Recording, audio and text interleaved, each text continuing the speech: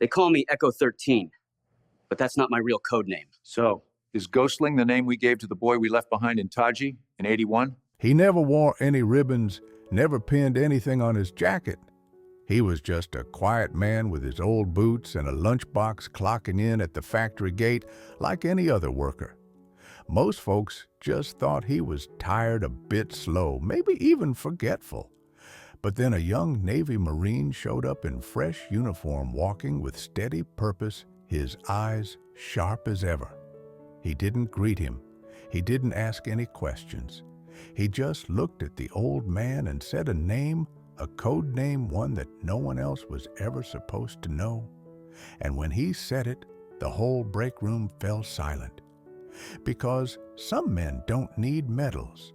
Some carry out their entire missions in silence, and sometimes the loudest thing in the room is the thing left unsaid. If this story gave you chills, keep watching with us, because what happens when a forgotten code name resurfaces isn't just memory, it's reckoning. Subscribe to hear endless stories where hidden legends are honored one piece at a time. They called him Frank, not Mr. Thompson. Not Sir Just Frank, the old guy on the second shift, always showing up 10 minutes early and leaving 10 minutes late. He never said much beyond a dull good morning and a weary nod at the time clock. He wore those steel-toed boots every day, worn and wrinkled like his hands. His jacket had no patches. His hat had no logo, just gray fabric and more silence than thread. On cold days, he'd sit near the heater in the break room, sipping black coffee from a tin thermos, never complaining, never joining the younger guys talk about football scores or weekend plans. Some thought he was slowing down. Some joked that maybe he'd forgotten where he left his medals, maybe fought in the big one. They chuckled, slapping the vending machine for change. But the supervisor knew better. There was something special in the way Frank watched the machines. Like he didn't just understand them, but could predict them. When gears jammed or belts warped, they'd call for Frank. His hands were quiet, precise, steady, and never showy. He never asked for credit. He never told stories, just fixed what was broken and went back to his silence. No one asked where he learned that precision. No one noticed the faint scar running behind his ear or how he always sat with his back to the wall. His eyes scanned the exits without him even realizing it. Until one morning, the rhythm changed. It was a Tuesday. The sky was pale with February fog. The parking lot was slick and engines rumbled as workers crowded toward the building. Frank was already inside, taking a sip of coffee, glancing at the old wall clock that always ran 2 minutes fast. Then the door opened and a man stepped in, not like the usual crowd. Not from the machines, not from the rhythm, not from this town. He was young, around 30, in a uniform crisp enough to break the silence. Desert Marpat polished boots, name tag neatly pinned over his heart. His eyes moved with intent, but not the kind that draws attention. It was the kind that was already there. Everyone looked up. Conversations halted. Even the microwave hum seemed to fade. The young man scanned the room once, then strode straight toward Frank. He didn't greet him. He didn't ask permission. He just stopped about 3 feet from the old man, lowered his voice, and said one word. Revenant? Just that. One word, one breath, and the world turned upside down. Frank didn't flinch. He didn't blink. He just looked up. His pebble-gray eyes met the young man's. Then he slowly stood, not rushed, not dramatic, just steady, as if gravity answered to him differently. The whole room held its breath. No one moved. No one understood. But something ancient had shifted, because in that word, Revenant wasn't just a call sign. It was a door, a scar opening, a passport summoned. And in the space between them, the air grew heavy with recognition. Finally, The Marine spoke again, his voice low but clear. He said, "You're a legend, sir." Frank didn't say a word. He just nodded once, and somehow that said it all. The break room didn't stir. Time itself seemed to stop. Caught between the vending machine's buzz and the weight of a name no one understood, Frank stood still, not from fear, not from surprise, but from something heavier, something only those who've carried sealed missions in vaults and silence know. The young Marine didn't smile, didn't step closer. He stood there like a man before a monument. A few co-workers shifted uncomfortably in their seats. One chuckled, trying to break the tension. "Hey, Frank, got yourself a fan club now." But Frank didn't answer. His eyes, clouded with age, but bright with memory, still stared at the Marine's face. Then, as if summoned by something deeper than usual, he spoke for the first time in years on that job longer than most had been there. "They let you use it now." His voice was raspy, soft, but sharp as footsteps on broken stone. The Marine nodded slowly. "Just for you?" Frank didn't smile, but the corner of his mouth twitched like a muscle memory from before the walls went up behind his eyes. How many came back? The young man's throat tightened. 2. Frank clenched his jaw. A slow nod sank into silence, and then it hit. No one understood what they were hearing, but the air had changed. It wasn't a reunion. It was a passing of the torch, an exchange of coded memories between two men who had never met, but fought the same ghost war.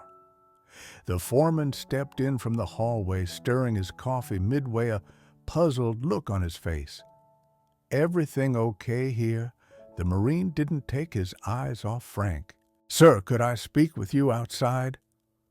And just like that, Frank nodded again, set down his thermos without a word, and followed the Marine out the back door where the parking lot was wet from last night's rain and a black SUV waited. The engine idled in a whisper. The door closed behind them, but the silence lingered inside. No one touched their coffee. Someone whispered, "Revenant? What the heck is that?" Another shrugged.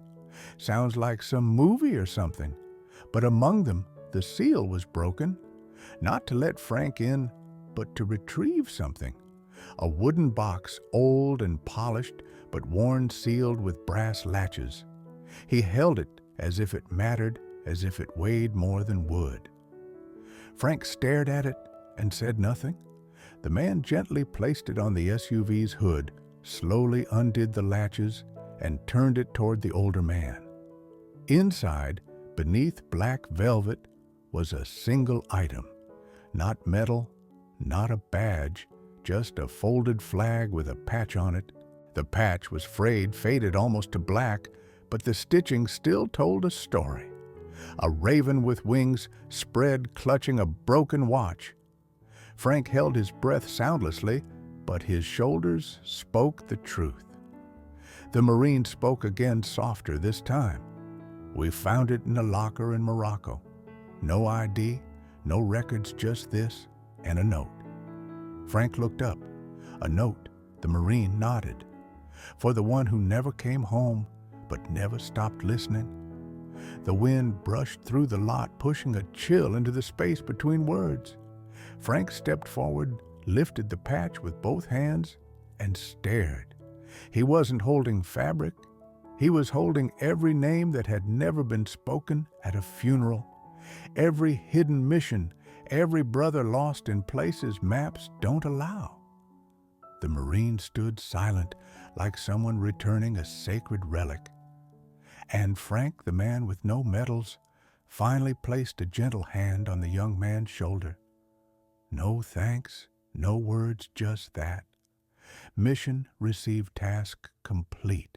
The SUV pulled away quietly, as if trying not to disturb any ghosts that had just appeared in the parking lot, and Frank stood there long after the taillights faded into the morning mist, still clutching the patch in his calloused hands as if it might vanish, if he let go too soon. The wind tugged gently at his jacket hem, but he didn't move, didn't blink.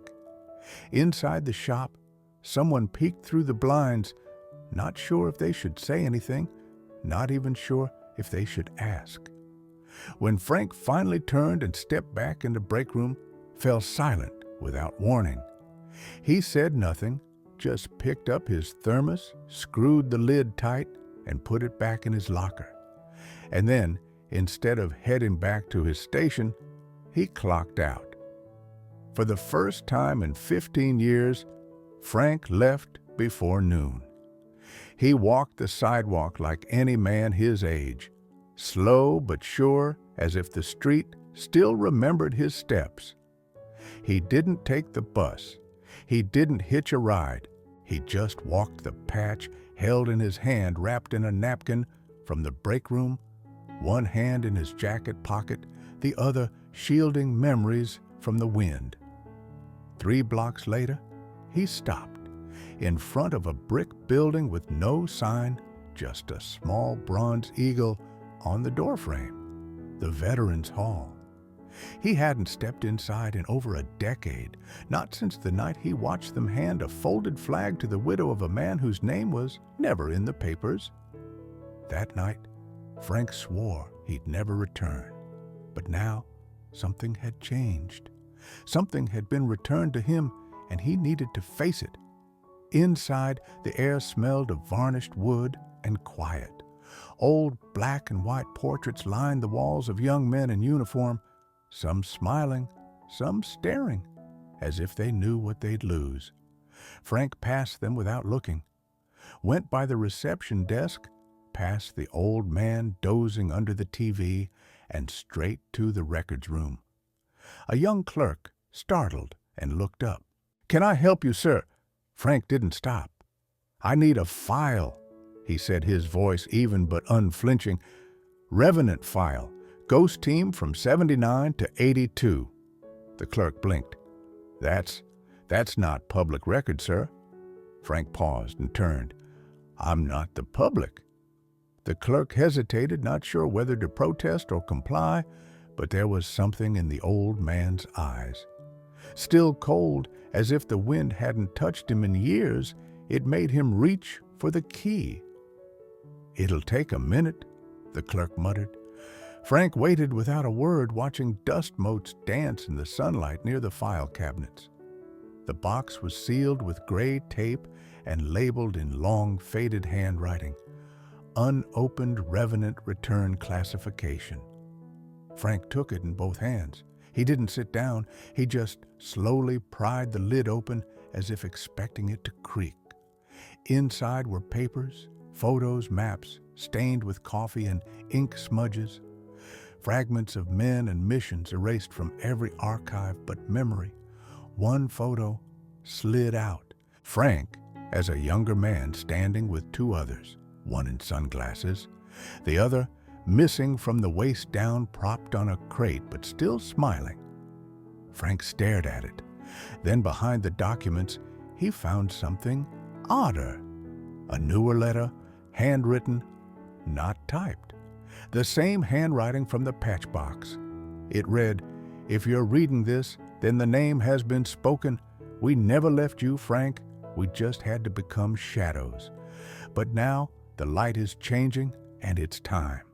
No signature, no sender, just the old symbol, the raven and the broken watch. Frank folded the letter in both hands. He didn't cry, didn't speak, but inside something long buried began to rise. Not grief, not regret, but purpose, the kind that doesn't knock. It returns like thunder. He didn't go home. Frank walked straight through the street where his small apartment sat behind the laundromat, past the diner where the cook never charged him for coffee, past the empty bus bench that had held his silence every Thursday for years. The patch was now folded inside his jacket pocket, but it pressed against his chest like a heartbeat returning. He didn't need directions. His feet knew. The address was muscle memory. An old warehouse 3 miles from town, long boarded up and overgrown with vines, with a rusted sign that once said Rexton Storage, now hanging crooked on a bent nail. He hadn't stood before it since the day they told him the unit no longer existed. The day they took his key, his name, and told him to forget. But what they never understood about men like Frank, he didn't forget. He complied. He buried it. But forgetting wasn't in his bones. He stepped through a side entrance half hidden behind a collapsed fence, and the musty darkness of the warehouse swallowed him. The air was thick with dust and old oil smells. In the far back corner behind forgotten crates and a toppled metal shelf was what he came for. A floorboard painted over, sealed with rubber, invisible to anyone who didn't know it existed. Frank knelt down slower than before, but with hands that remembered precision. He pried up the edge, peeling back layers, and there was a locker. Standard issue locked, scratched, but intact. His fingers hesitated for just a moment. Then he pulled out the old, thin, rusted key tucked behind the patch. The lock clicked softly like a breath released after too many years. Inside the locker was a heavy black canvas bag folded with the discipline that never fades, and beneath it, a sealed envelope marked with one word, activation. He didn't open it yet. Frank sat on the concrete floor bag on his knees, envelope on top, and let the memories flood in. All of them. The missions in Laos, the fire team rescue in Maui, the meet in Dar that never went past midnight. All of it. He could still hear the codes in his ear. Helicopter blades slicing silence. The held breaths waiting to see if they'd been found. They always said, ghosts don't retire, they vanish. But Frank was tired of vanishing. He opened the envelope. Inside was a burner phone. No numbers, just a single message waiting on the screen. Protocol Bravo 4 in effect. Confirm status. His thumb hovered over the reply button. No instructions, no questions, just the kind of message for someone who doesn't need to be told what it means. He typed, Unit confirmed, sole survivor confirmed, standing by. Seconds passed. Then another message came. Naval team en route, do not engage. Observe and confirm target movement. Package inbound. Frank powered off the phone. He knew what that meant. Somewhere someone had activated the old world to start turning again. The patch had spoken. The name had been heard. And now, the mission, the one everyone thought died, with the silence, was alive again. This time, he stood slowly, but with a steadiness he hadn't felt in years. Outside, the wind picked up. Somewhere far off, a dog barked. A car drove by without noticing the old man stepping out of the shadows. But from that moment on, Frank wasn't just a factory worker, wasn't just a shadow anymore. He was a ghost stepping back into the light. And the world, whether it wanted to or not, was about to remember. They met at dawn, not by choice, but because some meetings are destined never to happen in the sunlight. The warehouse was gone burned in what authorities later called an electrical fire. Though no one could explain why a building with no power would erupt in such a calculated fury, Frank was 2 blocks away when the first smoke rose. He didn't flinch. He didn't run. He just turned and walked slowly and visibly back to the riverbank, where the world kept turning as if nothing had changed. But everything had changed. He knew the protocols. When Bravo 4 was broadcast, everything went quiet. Memories became burdens. Names became codes. And old men like him became necessary again. That's why when the black SUV stopped at the edge of the river park, he didn't hesitate. The man who stepped out was younger, early 30s tall, with short cropped hair, a calm face, no badges, no introductions. But Frank saw it right away, in the way he moved, in the way he scanned without seeming to scan. Covert, not just enlisted. This one had been deep in it, maybe held rank. The young man approached, nodded once as if greeting someone at a grave. He didn't say hello, just spoke. Repeat one. Do you remember Havana? Frank's mouth twitched, not a smile, just enough to show the old reflexes weren't rusted. Havana was wet, he said, and loud. The young man's eyes softened for half a second. Then we're good. They sat side by side on the old wooden bench facing the river. Frank didn't speak first. The young man reached into his jacket and pulled out a thick, folded envelope. It's all in here, he said, placing it between them. We need a confirmation on a name. Someone's trying to sell ghost protocols, and they've used your code name twice in the last 3 days. Frank didn't touch the envelope. Why me? The Marine paused. Because when your name comes up, half the room doesn't know it. The other half stands. Frank let that sink in. The silence wasn't awkward. It was heavy as fog before a storm. Finally, he reached out and took the envelope, flipping it over. No marks, no blood, just clean white paper and whatever truths were buried inside. You have 2 hours, the Marine said. After that, they'll scrub it all. We won't be able to touch it again. Who's watching me? Frank asked. The man looked ahead, squinting at the rising sun. Everyone and no one. We're not the only ones trying to wake old files. But you're the only one among us who carried that patch. Frank nodded once, then whispered from another life. He asked, What's your name, son? The Marine hesitated, then offered, They call me Reed now. That's not your name, Frank replied. No. The Marine agreed, but it's the only one they let me keep. They rose without fanfare. Frank tucked the envelope into his jacket's inner pocket, knowing the weight wouldn't let him sleep tonight.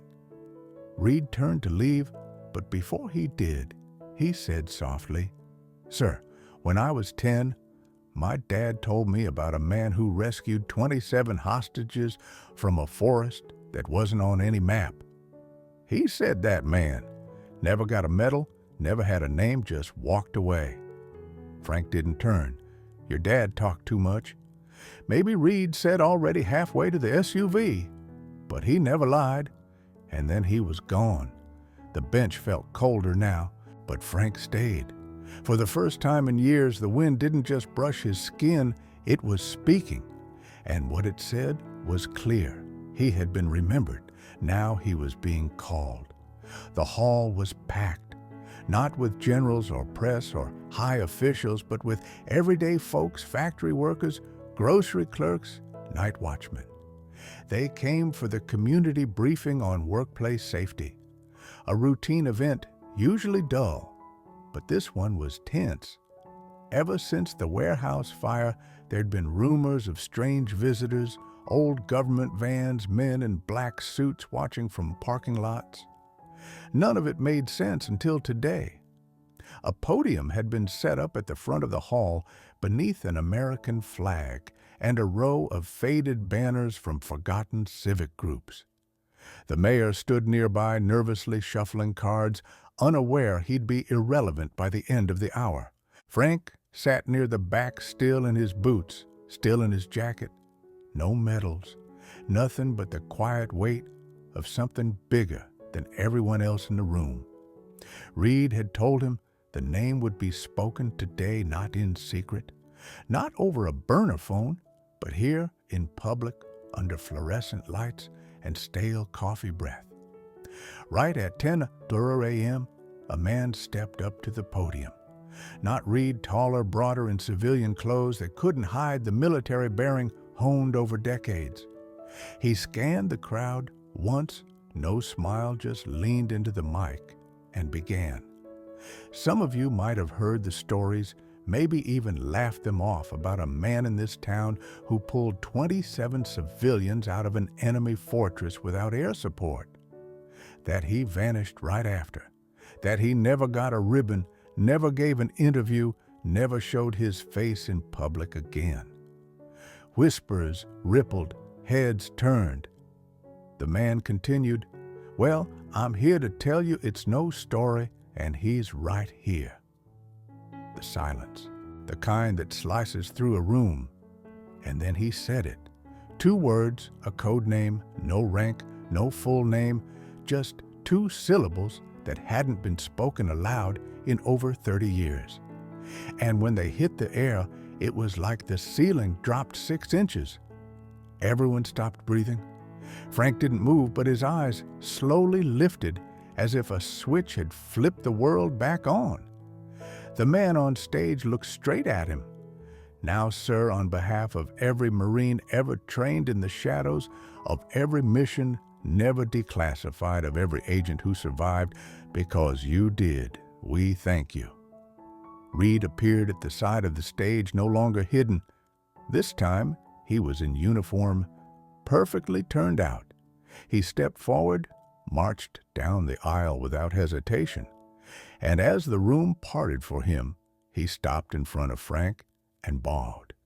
Not a nod, not a sign, but a full bow hands clasped behind his back, eyes closed. The kind of respect you can't teach in any academy. The hall stayed frozen. Even the mayor was silent, forgetting his lines. Frank rose slowly, his shoes creaking. He looked at Reed, then the man on stage, then the whole room.